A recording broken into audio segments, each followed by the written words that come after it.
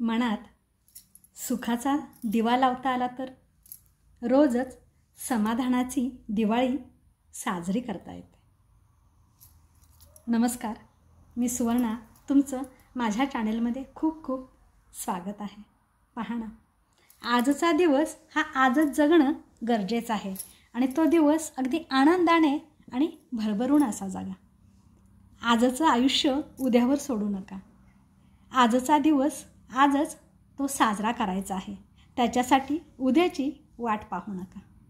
पहा ना, एक राजा होता आणि राजा रोज भ्रमंतीसाठी तो जंगलात जायचा, घोड्यावर स्वार होऊन.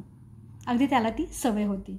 आणि रोज जेव्हा तो जंगलामध्ये भ्रमंतीसाठी जायचा तेव्हा तिथं त्याला एक साधू महाराज भेटायचा.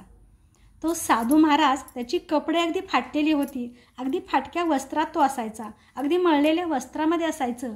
पण त्याच्या चेहऱ्यावरचं हास्य पाहून राजा नेहमीच प्रसन्न व्हायचा, कारण तो नेहमीच अगदी मौज मजा मस्तीमध्ये असायचा. तो साधू महाराज हसायचा, गायचा, अभंग गायचा, त्याला जे काही येईल तो ते गात असायचा आणि अगदी मस्त मजेत राहायचा. 12ही महिने तो अशा पद्धतीनं जंगलातच राहायचा. आणि अशा पद्धतीनं तो राजा जो भ्रमंतीला जायचा नेहमी त्या साधू महाराजाला पाहायचा, त्याच्याजवळ थांबायचा आणि राजा खुश होऊन परत मग घरी यायचा. हळूहळू त्याच्याबद्दल, त्या साधूबद्दल त्याच्या मनामध्ये प्रेम उत्पन्न होतं की साधू महाराज नेहमीच याला खुश करत होता राजाला. कारण राजाला जे सुख त्याच्या महालात मिळत नव्हतं ते सुख त्याला त्या साधू महाराजाकडून रोज मिळत होतं. त्यामुळं राजाही खुश होता. आणि एक दिवस असंच होतं, रोज तो राजा जात असतो. आता पावसाळ्याचे दिवस येणार असतात, त्यामुळे राजाला चिंता पडते की आता हा साधू महाराज या जंगलात कसा राहील. म्हणून तो अगदी सहजच म्हणतो राजाला, साधूला बोलतो राजा की साधू महाराज, तुम्ही माझ्याबरोबर माझ्या महालात चला, आता पावसाळा जवळ आलेला आहे.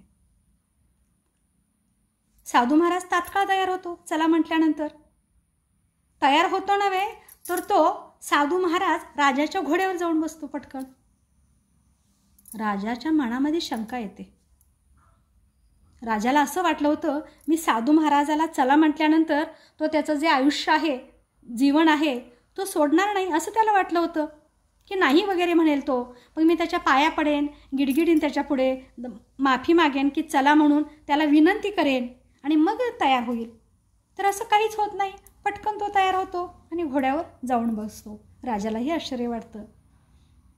राजाच्या मनामध्ये नको नको ते शंका यायला लागतात की याचा कोणता बेत आहे का, मी इथं रोज येतो आहे, हे त्यानं पाहिलेलं आहे का, लक्ष ठेवलेलं आहे का, मी राजा आहे म्हणजे माझ्या महालावर त्याला कब्जा करायचा आहे का, वगैरे वगैरे बरेच विचार या राजाच्या मनात येत असतात. आता राजा काय करणार, राजाने दिलेला शब्द आहे चला म्हणून, राजाला तो पाळावा लागणारच आहे. आणि मग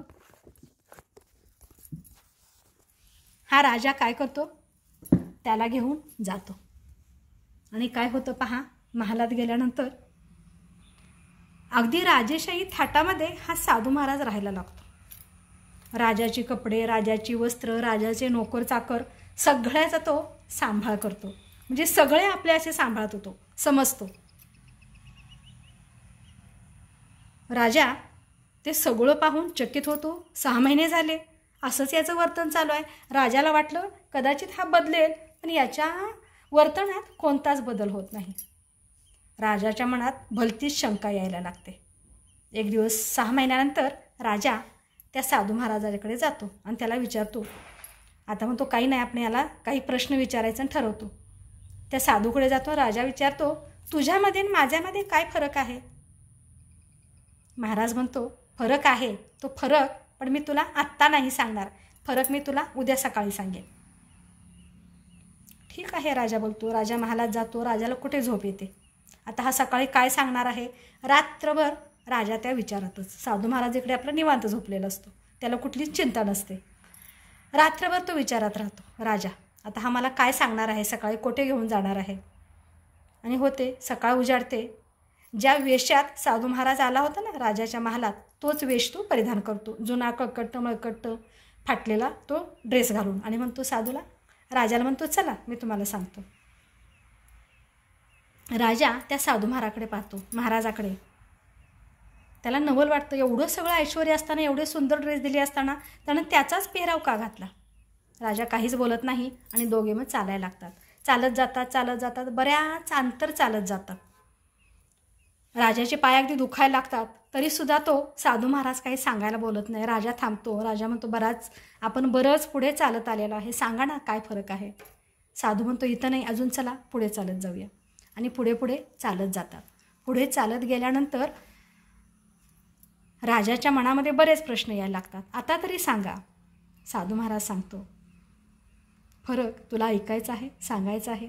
तू इतक्या अंतर लांब चालत आलेला आहेस, तुला प्रश्न पडलेला आहे की तुझा राजमहल पाठीमागे आहे. पण मला तर कुठली चिंता नाही आहे. ना माझं कोणी आहे, ना माझा राजमहल आहे, नाही काहीच नाही आहे. हाच तो फरक आहे तुझ्यात माझ्यात. आजचा दिवस मी आज भरभरून जगत आहे. मला कोणतीच चिंता नाही. चिंता ती तुला आहे. फरक हाच तुझ्यात आणि माझ्यात आहे. सांगण्याचं तात्पर्य काय?